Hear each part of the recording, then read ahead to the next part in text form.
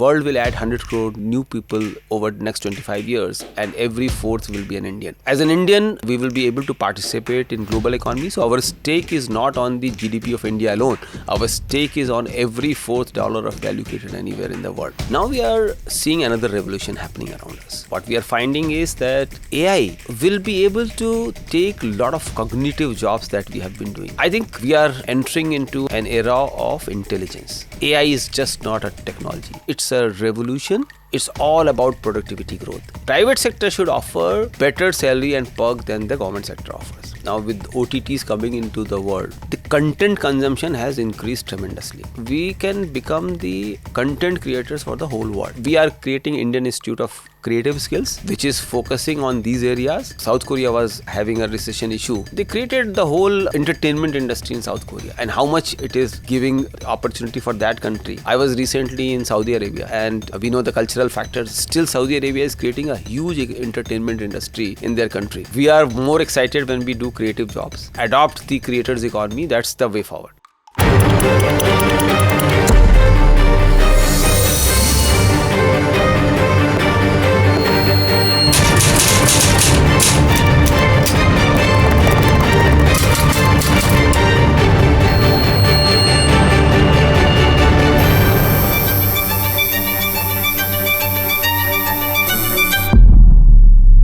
We are living in the age of AI, a time in the history of human civilization where everything is going to change. Countries are worried about skilling their youth, their population, in terms of their ability to find jobs in the new economy. The same is the situation of India, home to world's largest population in the world. And we have today with us Mr. Ved Mani Tiwari, who is the CEO of NSDC. He is in charge of skilling India's youth, and today in this episode of Strategic Minds, we will be discussing the issue of equipping Indian youth to deal with AI. Welcome to our show, sir. Thank you so much, Neeraj, for having me here. Mr. Tiwari, what does it feel like to be in charge of developing the skill of the youth of world's most populous nation? So I will be completing my 4 years in few months' time. And when I arrived at NSDC, it was peak of COVID. And believe me, it has been a humongous challenge all these 4 years. No set protocol was actually relevant in that time. And we all were struggling that how do we handle this massive change which has happened around economy, society around us. But thankfully, the Honorable Prime Minister accelerated the rollout of national education policy.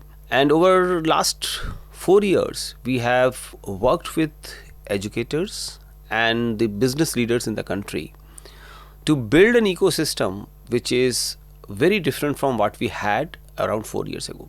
Around 4 years ago, the skill ecosystem in this country was around that there are some people who will not be able to cope up with the general education, and they will have to be provided an alternative path, which was considered as a vocational education path, a step cousin to a general education system. And that's how the skill ecosystem was being shaped at that point of time. I come from hardcore businesses, and I came with this idea that it's not about people who are out of education system who need skills. You and I need to be reskilled, upskilled every single day. And that's where the whole idea that the entire country need to be skilled, reskilled, upskilled. And with this in thought, we started few major initiatives at NSDC. One was that economy and society is digitalizing big time around us post-COVID. You see that today, every part of our life, whether it's hailing a cab or ordering a food or ordering groceries for our home, we are all using digital methods to do that. Thankfully, our ecosystem was ready for this. The mobile penetration had happened, and some great innovation happened in form of UPI. Now you and I can see that even a fruit vendor has a QR code on their cart, and people use that. So this whole thing about mobile internet and the app ecosystem, which was digitizing our day-to-day life, means that we have to focus a lot on digital, both on ecosystem, which will create digital solutions for our day-to-day lives, but also digital has to become a true means of skilling. Today, what I believe is that everybody needs digital skills. A driver who's driving a cab, more than the driving skill, what is important for this person is that can they use Google Map? GPS, yes. Can they share their live location? Can they accept payments, digital payments? Can they make themselves available on digital platforms? And you name any person who is participating in the economy today, the digital skills have become extremely important.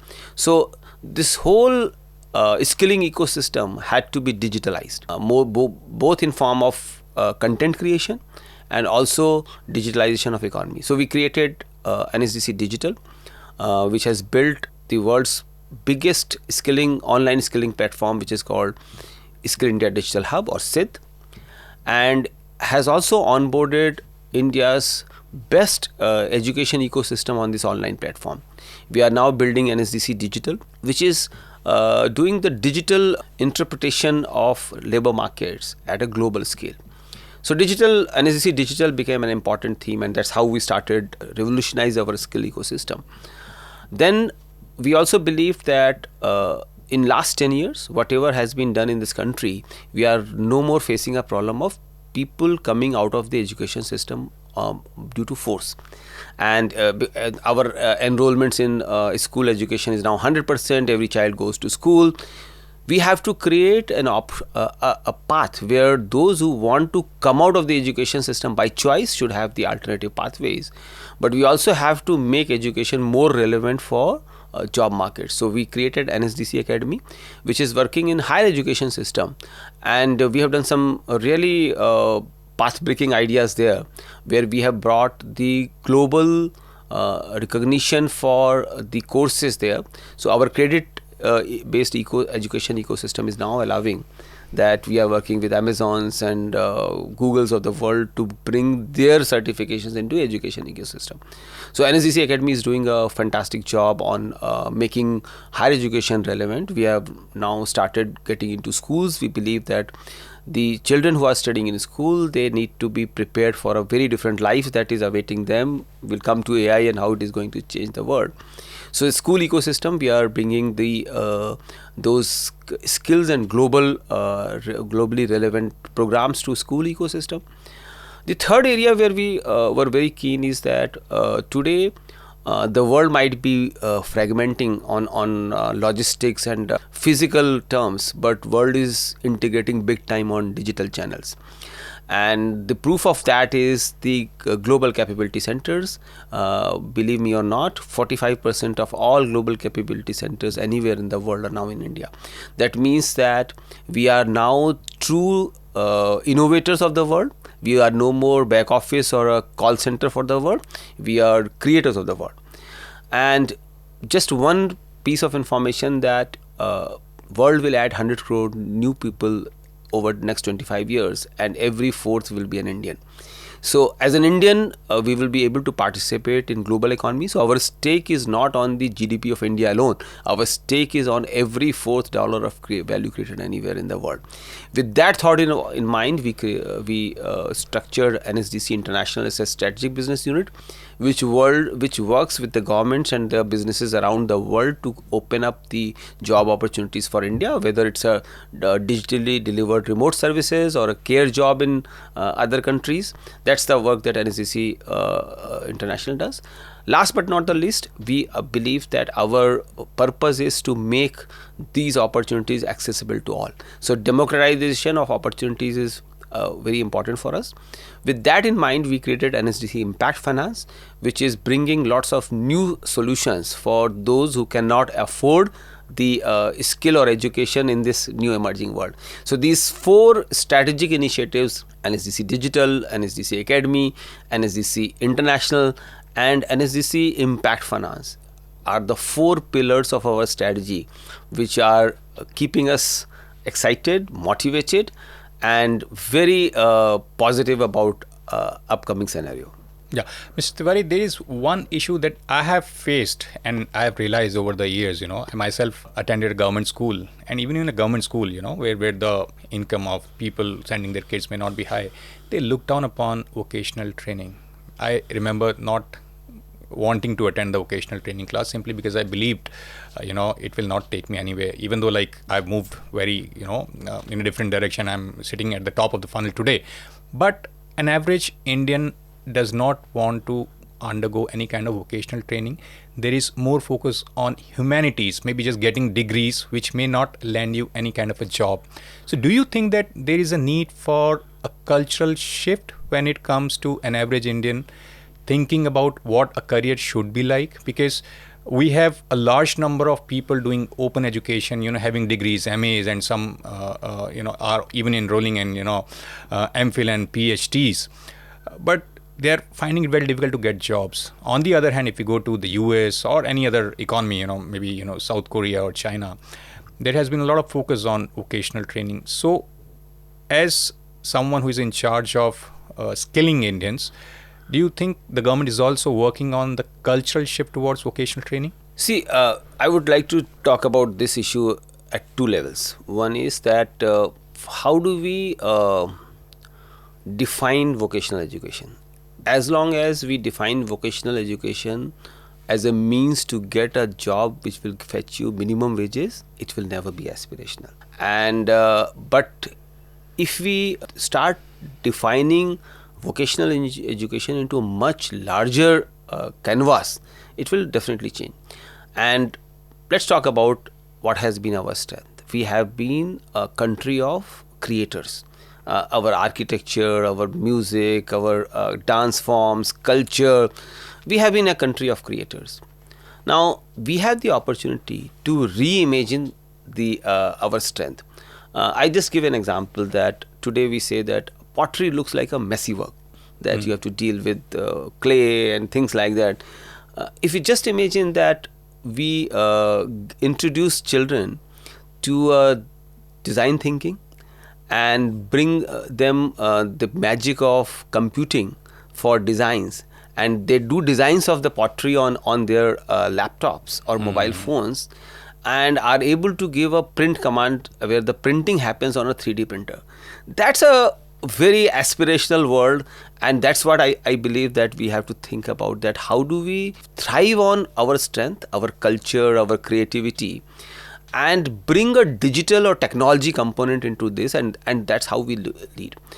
And as far as the degree or pursuance of a degree is concerned, it happens for all of us, because in the absence of any other signal to the job market, your degree or your institution becomes your passport to a fancy job. Now the world is realizing that, and we are seeing it all around us. We have the stories of how the best of the institutions are not able to place students, because businesses are now realizing that they will not just pay premium because you are coming from a pedigreed institute or you have a fancy degree. Your skills are something that going to be evolving for your future. Now 30% of our higher education institutions, students are studying STEM education. 70% are in commerce and humanities. And our GR is only at 28% today. If you look at the developed world, the GR is at as high 70% to 75%. So there is no denying the fact that we have to get more and more students to complete their graduation, not for degree, but to be prepared for an emerging world which requires a greater problem solving or critical thinking approach. With that in mind, and I told you that NSDC Academy is working in this area, that how do we bring the global context into our education system. And this is where I believe we are at an important juncture. There was a dawn of industrial era when steam engines were invented, and we all know that how steam engines helped us overcome our limitations of our physical limitations imposed because of the evolution. We can now fly. We don't have wings, but we can fly to any part of the world. It's thanks to industrial revolution. Now we are seeing another revolution happening around us. What we are finding is that AI and especially generative AI and the agentic AI will be able to take a lot of cognitive jobs that we have been doing. And all this debate around services versus manufacturing, it's all about muscle versus cognitive jobs. People think that cognitive jobs are more important. I think we are entering into an era of intelligence. So from industrial era, we are transitioning to an intelligence era. And if you go back in the history, the from agriculture era to industrial era made lots of changes in society, economy, polity, civilization. We will see those changes happening all around us. These are going. AI is just not a technology. Yes. It's a revolution. It's an onset of era of intelligence. And I'm reminded of one conversation that I had a few years back with Brian Chesky, where he was talking that we are only 20% better than chimpanzees when it comes to our brains, because we have frontal neocortex, which is a seat of creativity. Now, what percentage of our waking time we use our frontal neocortex? We are all in the default mode. Something we do in subconscious is not a frontal neocortex. A cognitive era will help us leave all our mundane physical and cognitive jobs and to focus on creative jobs. Right. And that, I believe, is an opportunity which as a country we have to think that every dawn of era has created winners. The winners of agricultural era were some other countries. Winners of industrial era were some other countries. Now we are entering into an era of intelligence, and that's our opportunity. I'm very positive about it. But since we're discussing the age of AI, do you think the population of India, do you think it will be an asset or a liability? Why I'm saying so? Because what we are discussing now is like, if you are able to get into deep thinking, leaving those mundane jobs, that's something that can be taken over by AI, you will flourish in the AI economy. But being a nation of 140 crore people with an average age of less than 30 years, how many people would be able to become so creative so that, their world uses that creativity and they are at the top of the funnel, even not the top of the funnel, because everything else is going to be taken away by AI. So what's your view on that? So examples are in front of us. About 30-40 years ago, we were losing almost every cricket test match. Yes. Now we are the leading cricketing country in the world. It has happened not because of Delhi, Mumbai. It has happened because cricket has gone to every nook and corner of the country. We saw during COVID period how TikTok took creativity to the remotest part of the country, and after that how creators economy has unleashed in this country. So my belief is that our people are very enterprising. They are creative, they are enterprising, they have entrepreneurial mindset. You throw them into something, and that's the example is in front of us. India coped COVID much better than any other country could have. It happened only because of the entrepreneurial spirit that our people have and how we come together in a crisis. All of us know that how WhatsApp groups were created to deal the groups, communities dealt with it rather than a structured response. So my belief is that it's a true opportunity for us. But one thing that worries me is that the pace of change is happening very fast. Yes. And that is a sense of worry for me. But otherwise, I am a firm believer that every technology has only created more prosperity. And it's all about exponential growth. We are entering into an era of exponential growth. Productivity gains over last 5 decades have been around 2.5% around the world. Just imagine that the Figure.ai or Tesla, when they're talking about humanoid robots. Today, a cost of labor in US is about $40 an hour. Yeah. Now, if we are on track, the humanoid robots will be available to you at 40 cents an hour. Now, the kind of productivity growth that one can think of, that worries me. That we have to bring some sort of urgency into our society and in our ecosystem, that we will be great to adapt, but the urgency has to be brought in. We cannot let this opportunity go away. We have seen that with the renewable energy, China took away all the manufacturing for solar module and things like that.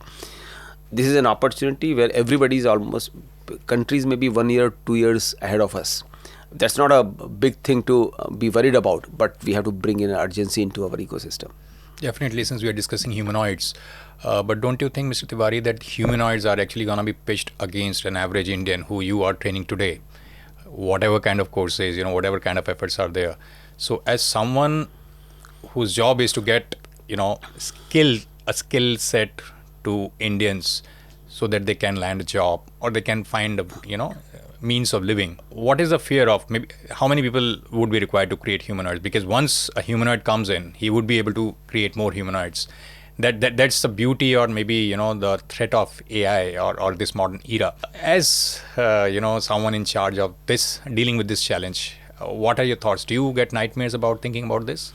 No, I'm a great proponent of technology, and technology has always created opportunities. So see, even if you go to ChatGPT today, what it says that my information is accurate as of dates so and so. Yeah. Okay. So that means that the whole talk around the 4.0 is always getting you more data. The more you interact with them, it's relying upon the knowledge created by human beings. Yeah, definitely. Okay. We may say that it's a generative AI, Yeah. but it is relying upon the knowledge created by human beings. It's able to contextualize it and present it into you certain way. Human beings have to enter into a very different era of creativity. Now, I just give one example. The invention of language, how big invention it was. Today, all creativity is actually subservient to a language. Yeah. If your language, you cannot think anything which is not natural to your language that comes to your mind. So probably humanity has to now get into these kind of innovations, a newer kind of language, a newer kind of methods of production. Space we have to get into space big time. Lots of manufacturing can move to space, where you can do manufacturing in zero gravity. You can bring down the cost of energy. You can bring down the cost of waste of material. These are the thoughts that we have to bring in, and we have to only create an ecosystem for our youngsters. They are very bright. They want to do something very different.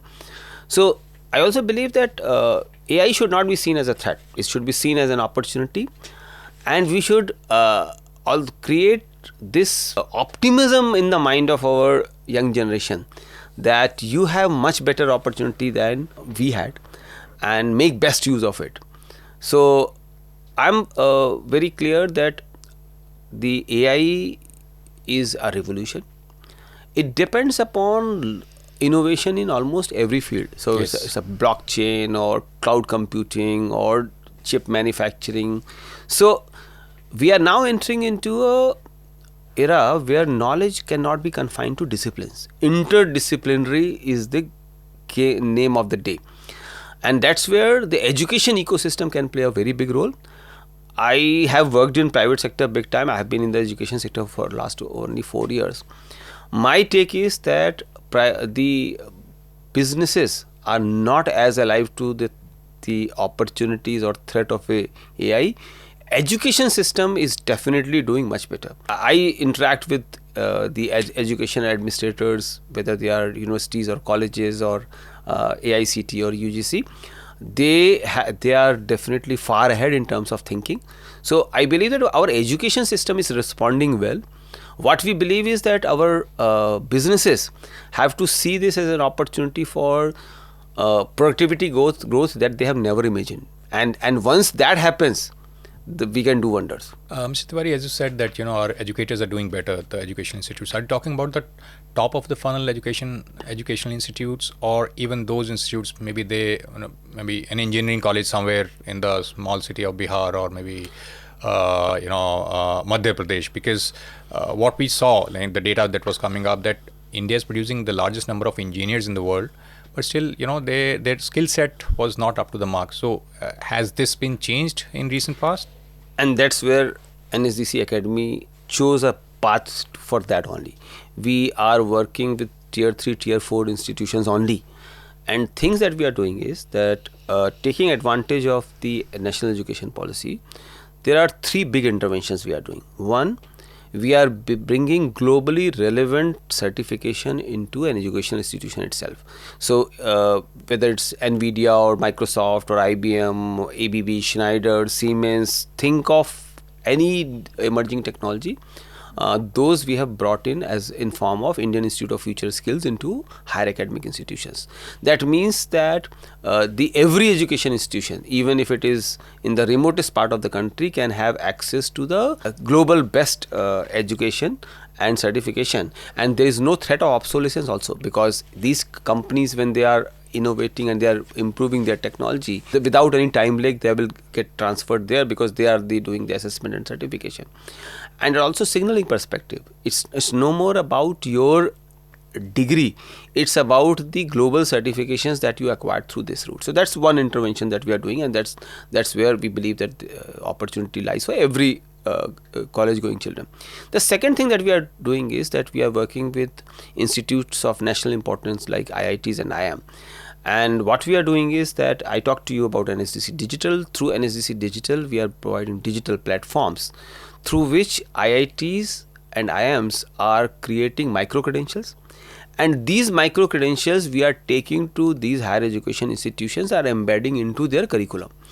Now that's the second intervention that we are doing, that every child, whichever college they are studying, they will have access to the best of the faculty in the country, and that's why we are democratizing the excellence of education.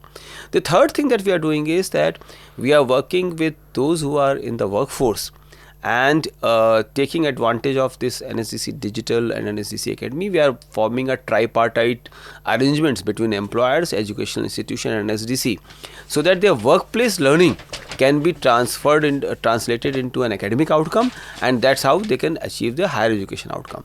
So these three interventions are actually opening up the opportunity for every student in the country. First time you have the real opportunity to design your own degree, where you can, your signaling to the market would be that I am BSc Maths from somewhere, but I have done Python course from IBM, I have the cloud computing certification from Azure, and I have a data science micro credential from IIT Delhi. So that's a thing that we are doing. You will say that this is all about technical, but we are also working with higher education institution on humanities and commerce side. Now imagine that today, if the history student, if they need to learn technical skills also, how interesting it would be that if you are teaching Roman era history, and if you use Google Earth platform and take them into Google Street View, take them into cathedral itself, and from there you start teaching them, how powerful it is for humanities education. So whether it's AI or digital marketing, creativity, our humanities can transform big time. Commerce education, so today the students have choice either to go to BCom or do a chartered accountancy. As I told you that we are now doing cutting edge work for global companies. So we will soon be doing accounting, compliance, bookkeeping for companies around the world.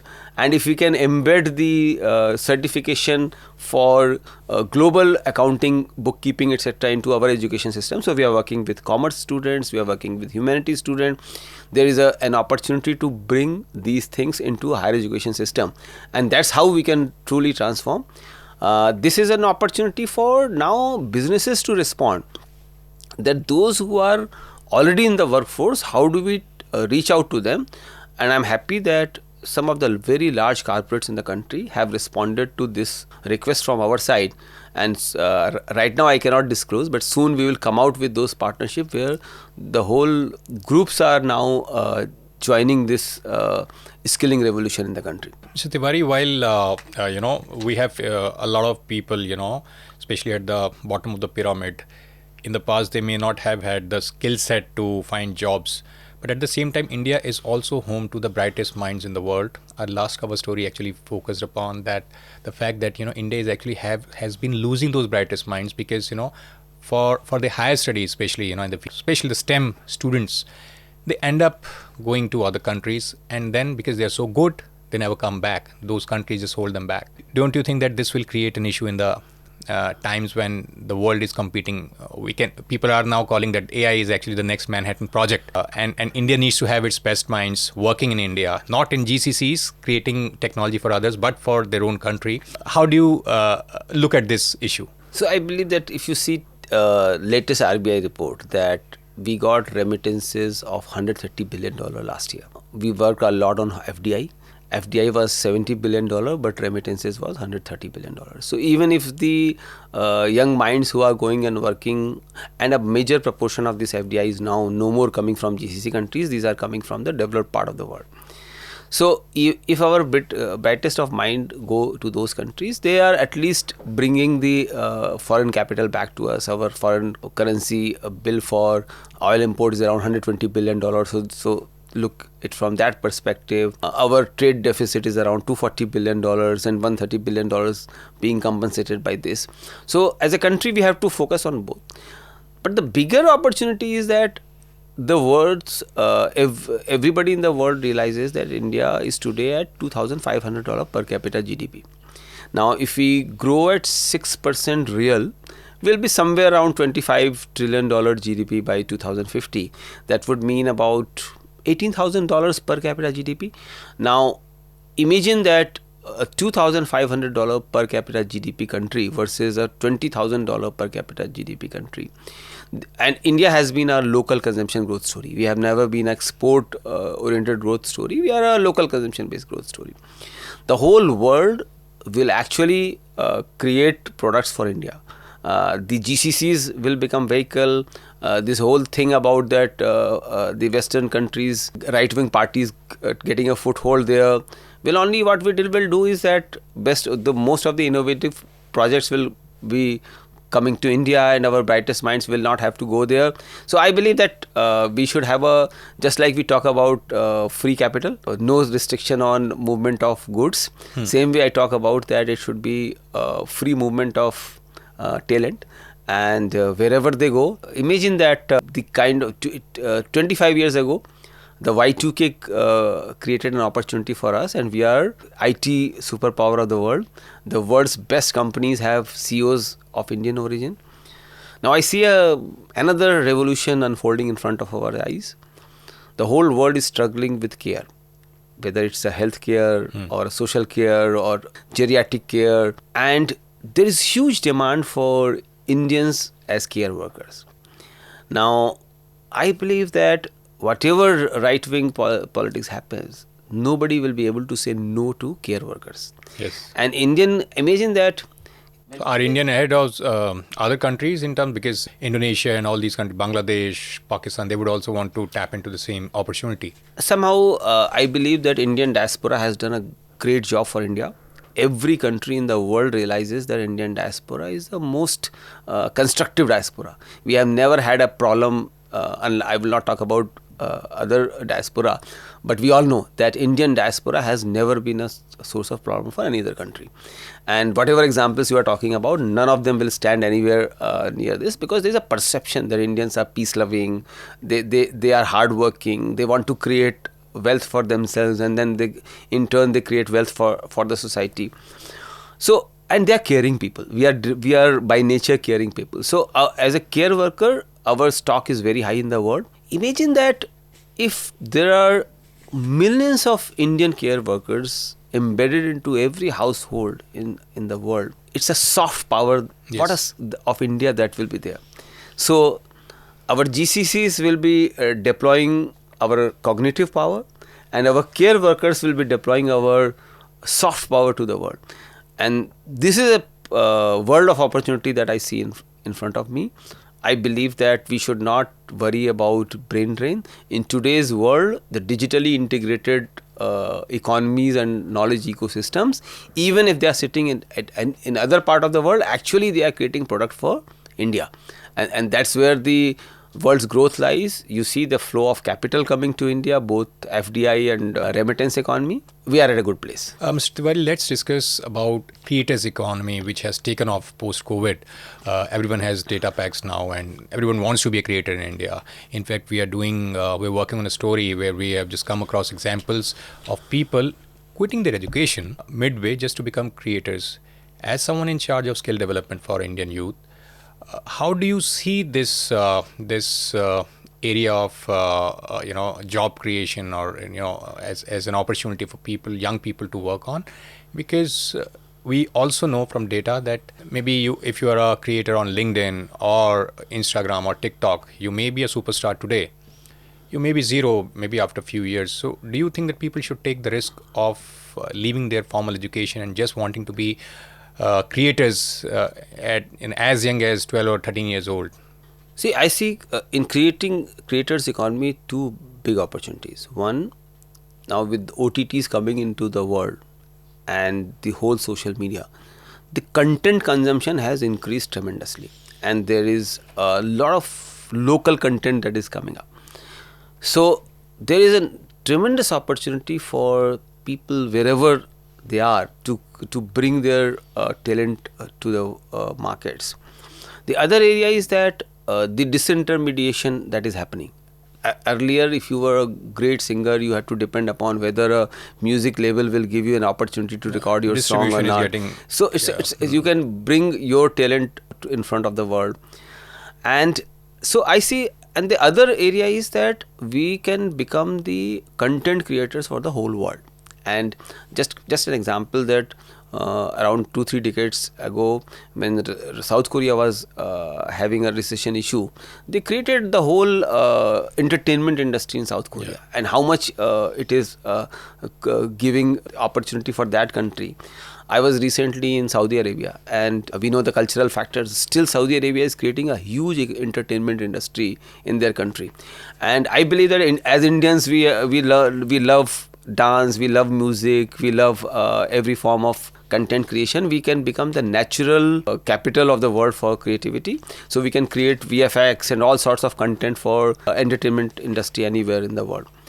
So one is a creative aspect of it. The other is that the whole technology aspect behind it. You and I, when we set up a podcast, there are a lot of people behind the scene who work on it. There's a lot of post-production happens, pre-production happens.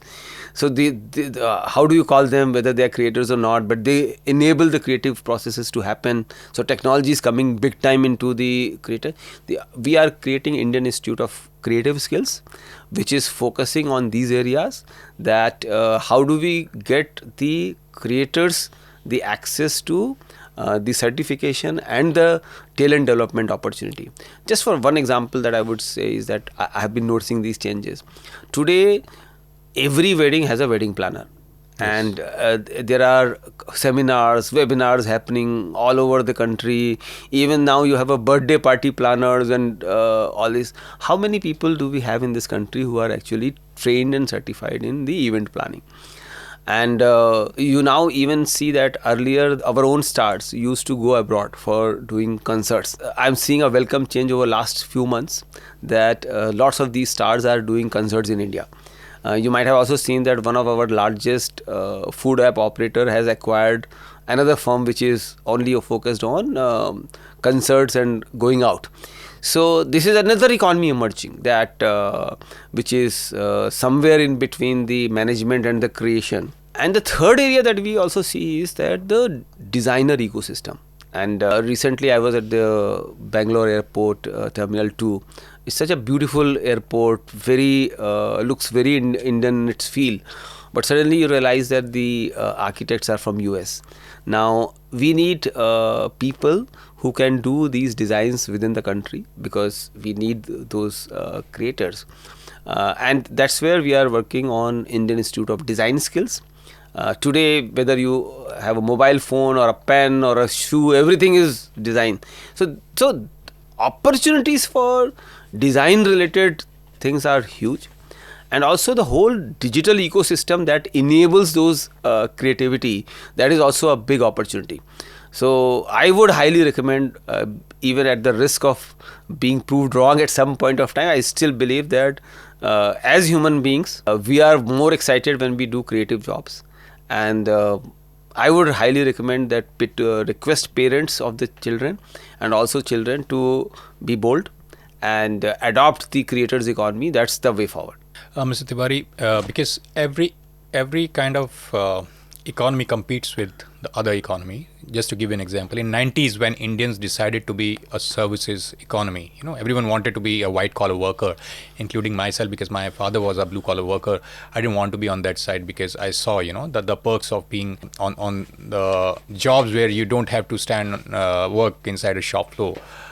Indians somehow develop a disdain for the jobs which may pay you more, but may be in difficult conditions of a manufacturing plant. And India, to an extent, faces the brunt today because, we have missed the bus on the manufacturing side. And we know that, the difference between India and China is actually the difference between the choices we made. China became a manufacturing economy. They are today, 5 times the size of India, and India became a services economy. We have created a large number of jobs, but still they are not enough to absorb the high population, of Indians. Do you think that the creators economy will also continue to have that, that disdain among Indian youth that, they would never want to be part of a manufacturing plant, and rather they would just dream of becoming successful creators, which may not become true eventually? Yes, a lot of people would be absorbed, but not all of them. So how do we create that kind of a system where people realize that maybe perhaps being a creator is not everyone's cup of tea, and at some point in time they need to accept that they are meant for perhaps something else? So I see, we may see things from in retrospect, that China adopted a manufacturing path and we adopted a services path. In economics, you have a term called comparative advantage, and a comparative advantage is a product of technology or economic forces at that point of time. So, and a large system like India, we should not say that we missed the bus. Probably the most efficient outcome possible at that point of time was a movement to a services-based economy, which lifted us out of $400-500 per capita GDP to where we are today. There is also a perceptible change in the manufacturing system itself. The kind of plants that we had at that point of time versus kind of the manufacturing plants that are coming today, much cleaner, more automated than what they were yesterday. We are talking about Industry 4.0, you are talking about robotics on the shop floor, you are talking about the 3D printing. So we are also witnessing a very new ecosystem of manufacturing. And it's our job as leaders to go and tell our students that, see, I come from infrastructure sector, and the joy of seeing a metro running in the city is far more powerful to me than, and I'm being honest, that a song creator would feel very excited once they have created a song. For me, a joy of seeing a metro running full of people is far more powerful than anything. So people have their choices, and it's we should believe in that as a country we are different. There will be lots of people like me, and who would love infrastructure construction, who would love manufacturing, who would love to see cars coming out of the factory every day, who would see new products coming out of the factory every day, plants will be built. And the causative factor, the today's technology allows you to now customize at scale. When China became factory of the world, the dominant theme was mass production, that you have to bring down the unit cost of production, the marginal cost of production to next to nothing. Now the tastes have changed. Every single product people want to be different from. Nobody wants to use a product which is the other person is using. In today's digital world, you can actually create a prototype in digital world in no time, and you can kill a product in no time. So that's and that's also a creativity, that on Amazon you can today launch a shirt which is digital. If people like it, otherwise you can kill that product without doing any manufacturing of this. So there is a creator economy and designers economy in manufacturing. Because of today's world, we all have seen that in metaverse, people are talking about that you can have your apparels and your manufacturing plants. So even the manufacturing world today that it will be created is far more different than what it was 3 decades ago. Let's paint the picture of the emerging manufacturing ecosystem, which focuses on n is equal to 1. Every car produced out of the factory should be customized to the customer who wants to buy it. Unlike Mr. Ford, who said that I can provide you car of any color as long as it is black. So Model T, when he introduced in the world, we have definitely moved out of that, and that's where the shop floors will become interesting places, and lots of people will have love for this, that sheer power of production coming out of their factories. That's also creativity. We should not create distinction. All right.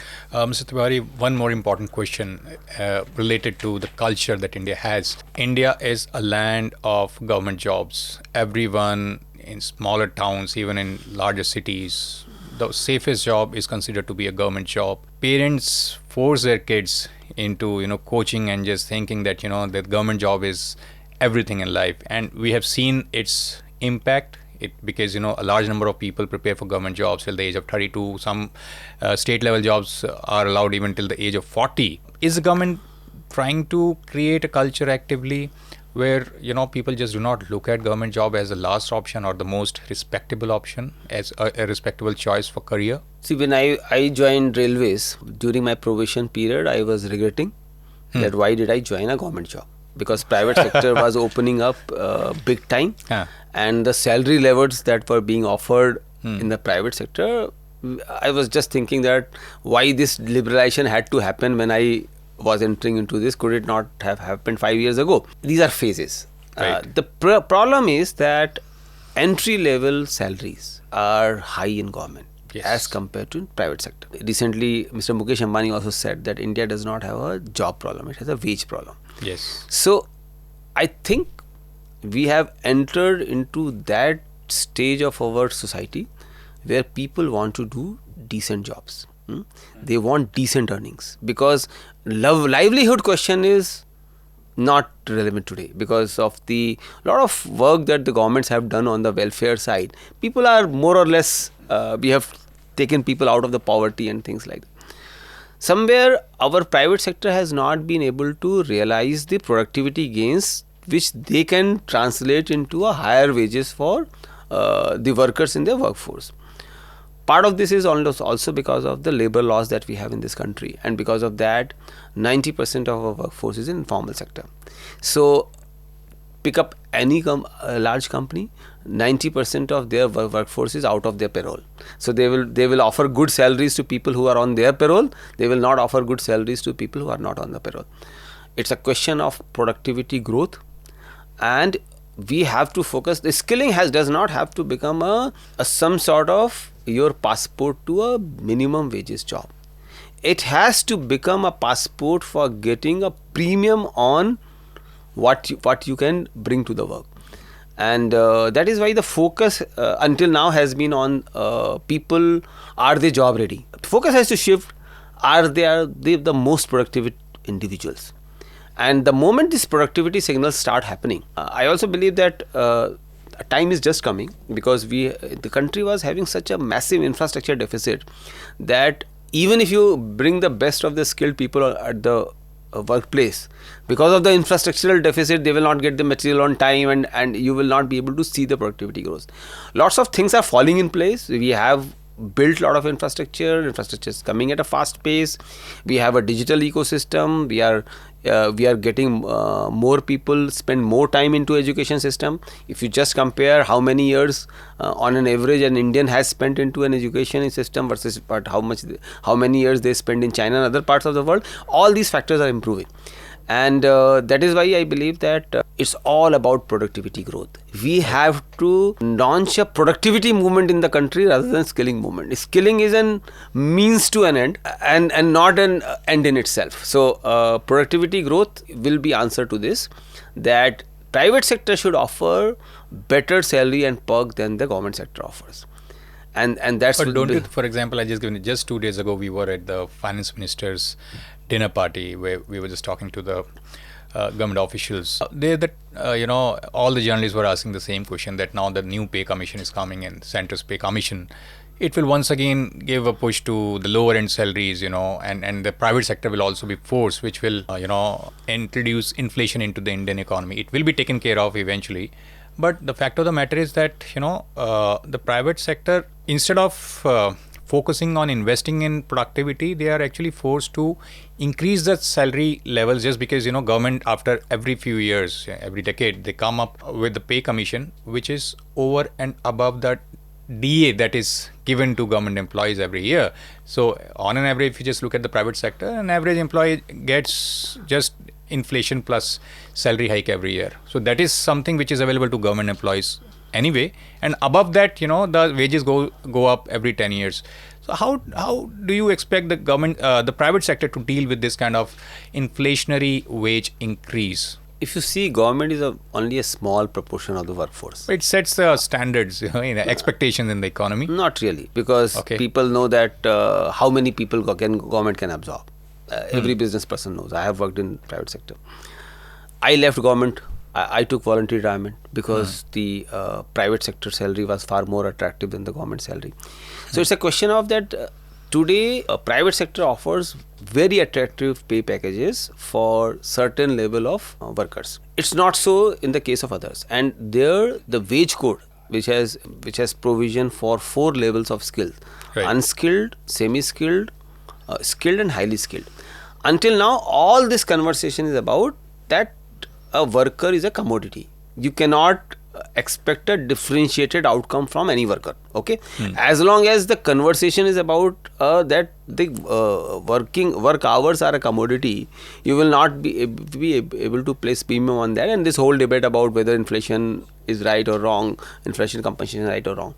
Now, if there is a method to signal that there are levels of skills, so a skilled person should be able to upskill themselves to highly skilled, and if the market is able to translate that into a productivity, they will definitely pay a premium on that. That will create incentive for people to upskill themselves, and that's where the virtuous cycle will emerge. So I will continue to talk about that. The productivity growth is the only way out of this problem, unless we are able to signal to the labor market that a highly skilled workers is far more productive than the semi-skilled or unskilled worker, that we will not be able to solve this problem. So since we are discussing productivity, while we understand that productivity is a matter of the skill set of an employee, but it is also a result of a company's ability to invest in its employees. What we have seen, like in China or all those countries where they have been ahead in terms of manufacturing, and now in the era of AI also, companies are investing a lot on R&D. I'll give you an example. If you just go to China, because my father used to work in garment manufacturing sector. Now my cousin is also part of that. He made a visit to China a few years ago. He said he was completely overwhelmed by looking at the factories of China. He was like that, Neeraj, in China, a person working on, garment manufacturing, he doesn't have to sit throughout the day. His workstation is such that if he feels tired after sitting for 1.5 hours, he can just stand up on his workstation, and the level of the machine also goes up, and he can just stand, and the chairs are ergonomic and everything. He said, but we are not in a position to provide this kind of infrastructure to their workers, and that is why the number of garments worked upon by an Indian worker is far less than what it is in China. And so where do you think, that because Indian companies somehow, my cousin runs a very small manufacturing unit, but even larger companies do not invest this kind of capital in improving the productivity of their workers. I think it's a question of not improving the productivity of the worker. It's a question of capital. That the way we do highway construction, I'll just take an example of highway construction or a railway construction. 60 to 70% of the value that is created through a manual way of working. Go to western part of the world, you have highly mechanized construction system. Very few workers, but they are skilled to operate those high-end machines. So when I talk about skill and highly skilled worker, I actually talk about this, that if we want to move to productivity growth that we are talking about, we have to bring the machines that the world deploys, and then you have to have the people who can operate those machines, and that's how the skill come into picture. And until now, there are certain industries where there will be always be a question of labor arbitrage. I invest X $1 million into machine, or I throw more people at the job, where the arbitrage lies, and the market is the best determined that even if I don't invest into a garment factory automation and I still am able to sell to a customer in US, I will continue to avoid that investment to happen. But many areas like manufacturing that we are seeing today, Indian entrepreneurs are investing in the world-beating technologies. Today, the technology and capital is no more differentiator. We have the capital available at practically competitive cost anywhere in the world. The technology which is available to any part of the world, it is available in India. We don't have enough number of people who can operate those machines and can do a mechanized construction. And that's what I talk about in terms of productivity. It's a combination of having right infrastructure through which you can move these heavy equipment and things like that. It's a question of investing into right equipment and machinery and plant, and then having people who are able to operate those equipment. So productivity is not a factor of only that you use Taylor's method and make a person do a task 1,000 times same way, and you can increase the productivity. Productivity is a function of these factors, and that's where the whole paradigm about the productivity lies. All right, sir. Thank you very much for coming to our show. It was a lovely discussion, understanding from you where India stands in terms of skilling its youth. We are living in a very interesting age where AI is taking over, and we really hope that your organization is able to help Indian youth equip themselves with the skills that are required to survive and flourish in the age of AI. Thank you very much. Thank you so much, Neeraj, and I also enjoyed this conversation, and I just want to tell a few things that alone we can't do anything. It's a great ecosystem of partners that NSDC works with, and that's what we are a platform. We bring our partners to the world. They do lots of work for us, and I request the startup ecosystem and innovators that there is a massive opportunity as we are entering into a knowledge economy or intelligence era. There is a massive opportunity that you can participate in this revolution. The edtechs have to think of themselves very differently, so I request them. And last but not the least, I will request the youth of our country and their parents that look at the world from the lens of opportunities, and our next generation is going to be living in a world which is far better than we have lived. And with this high note and the note of optimism, I live every single day. Thank you. Thank you very much, Mr. Tiwari. Thank you.